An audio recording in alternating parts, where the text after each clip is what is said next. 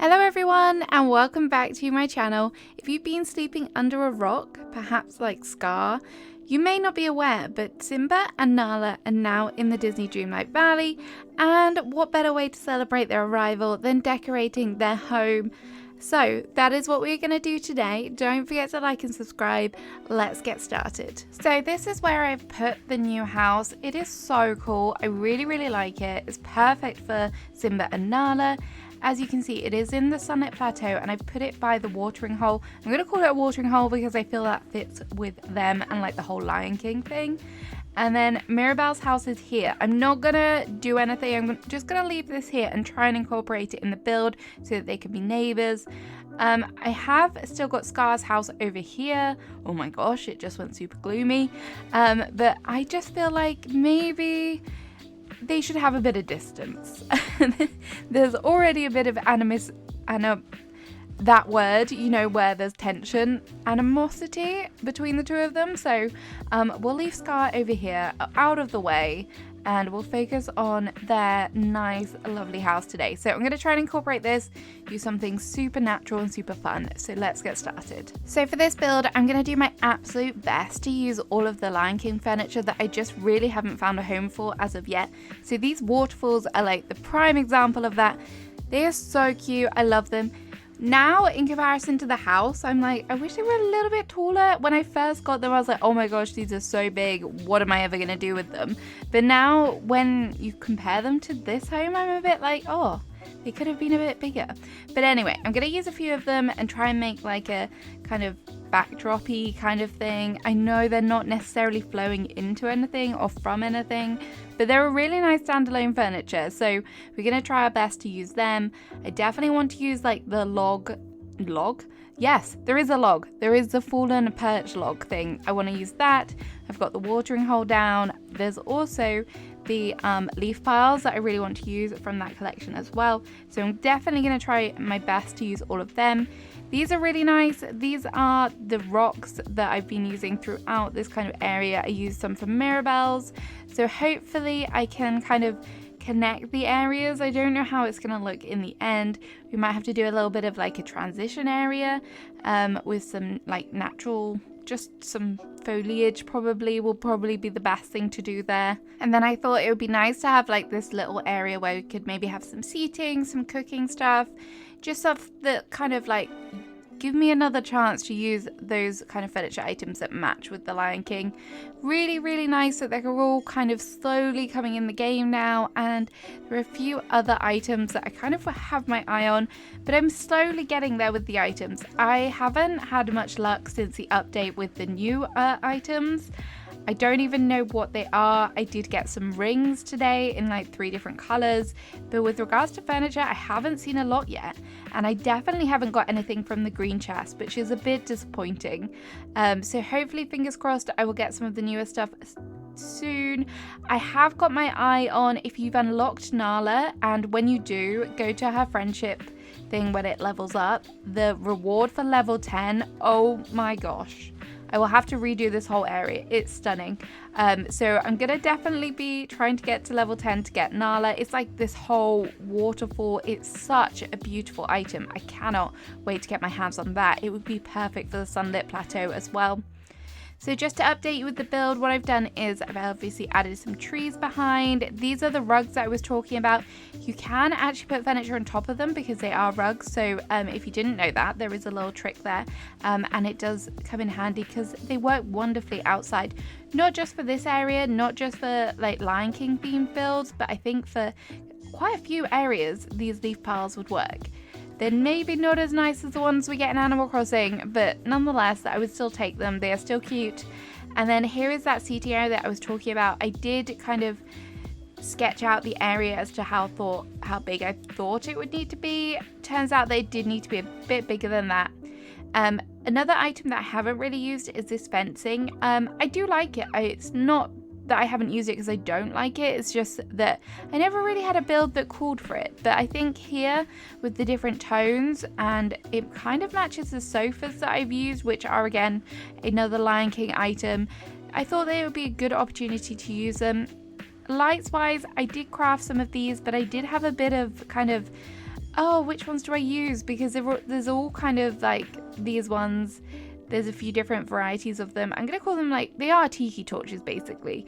So there's a few different varieties of them. I just quite like these ones because they're taller. The 2 ones would have probably worked nicely as well. But just trying to find that furniture that kind of match with the theme is kind of hard sometimes. Outside of like the specific Lion King stuff, maybe it's a little bit difficult. But using the color as a way to go is definitely helpful as well. This table I decided to change it out, and then I decided to go with that one because it fitted more. And then I did think about using the kind of bigger table, but for some reason it wasn't allowing me to place it, and I don't know what was blocking it, whether it was the sofa or the lamp, but it was just a little bit annoying and I couldn't figure out what it was. So we went back to the small one, which is a shame because I would have loved to use like a vase and Rafiki's food and stuff all there. It would have been cute, but it didn't quite work. So nonetheless, it still turned out okay, just not overly cluttered and not a lot of opportunity for table space, which I'm not overly mad about. And then this grass is so nice. It is a variation of the Sunlit Plateau grass, which the other grass isn't too bad, but I do like the way that it kind of looks like it's a little bit dead. That's not that sounds a lot worse than it intended to, but you know what I mean, like it felt a little bit more savanna-y, like actual desert kind of grass as opposed to this bright yellow grass. But I'm still going to use the bright yellow grass because I think it kind of fits. And I'd be here all day if I was just scrolling through the different grass varieties, honestly. So we're not going to do that. Can I just say as well, if you do decide to put your house here, it can be a little bit awkward with the pond. I found getting furniture close to the pond was a little bit difficult. But that being said, I do think it's like a perfect spot if you don't want like a huge area, and I love the idea that it's close to the water. I just think that's really cute. I did think about putting it over the other side of the bridge, but there was just a lot of greenery and I kind of wanted the grass, so that's why I opted for over here. But you definitely don't get a lot of room to decorate and do something huge, which is why this is kind of a little bit cozy maybe. But I love all of the trees in the background, and maybe that is the look that I'm going for, who knows. So I'm just looking for some other items. I did think about just popping this campfire in, and this is maybe where we'll just put a few cooking items. I didn't want to use there is like a Moana, another kind of outdoor cooking pit, but it has like a blanket underneath, and I just didn't think that quite fitted, so we'll leave that one and just use this. Again, there's not a lot of space here. I have used the rock, I think it's called Scars Rock, and I do really like the rock, so I didn't want to move it because it kind of hides the bottom of the waterfall a little bit. I don't know, also I was getting some glitches today when I was playing, and a lot of it had to do with like placing outdoor furniture, and it kept saying this cannot be placed outdoors, it must be indoors only. But then when I clicked on it, it did let me. So I know some of the furniture items you definitely can't. It must just be like a bit of an ongoing glitch with the game, so it's just a little bit frustrating, but they do work. So if you have that glitch as well, just try and place them down because it might work. Some of the items obviously you can't use outside, but a lot of them maybe it's just that problem that is causing it. And I also did want to decorate the pond here. This was another good thing about having it next to some water, was the fact that I can put some reeds and some lily pads. So cute. Real thing about lily pads at the moment because of dinkum, but they do look good here and just adds a little bit more detail. Yes, I know I've used lots of different colours here, but I quite like the different colours, and I think that they just add a bit of interest maybe. So we're nearly coming to the end now. I feel like it looks okay, it looks pretty good.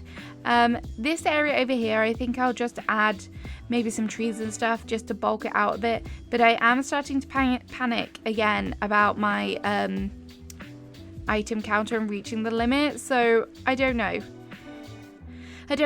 because my meadow is so full and I really don't want to take that down. I just find it really hard to want to decorate and finish my whole valley at the moment, but maybe my Sunlit Plateau is going to be my next area that I try and finish. My meadow has got a tiny little bit more left to do, which I keep putting off. But maybe once I've finished that, then maybe I'll try and finish my Sunlit Plateau. Because now I have this build and I have my Mirabelle's house here, it pretty much is done. I'm not sure I'll do anything particular for Scar because I don't think he deserves it, honestly. That may sound mean. I don't know if it does. But I just don't think that his house is anything particularly special. So, and where he is, I've just left him where he kind of, the little naturally spawned area where he came in. So I don't think he needs, I think he's fine there, basically. So we'll just leave him there and he can do what he likes over in his little kind of rocky mess of a house that he has. So yeah, we'll leave him there. So yeah, this build is nearly done. We've done a bit of a transition area so that when you're walking from Mirabelle's over here, it will look cute. I'm just really trying to add in maybe some more furniture where it calls for it. Maybe some little rocky stones just to break up the kind of seating area from the more natural area. I think that would work nicely. This kind of color scheme I really love, and it is perfect. I don't know, I really do have favorite biomes, and maybe I will go over a video rating all of the biomes, because I think some of them are good, some of them are not so good. The Frosted Heights, I like the layout of it, but I feel like it's very restrictive. I don't know, maybe the shape of it. So maybe you'll see that. Which one is the best biome in Disney Dreamlight Valley? If you have a favorite, let me know in the comments. So we're coming to the end of the build now. I'll let you see some little photo snapshots. Thank you so much for watching. Have a great rest of your day, and I'll see you again soon with another video. Bye bye.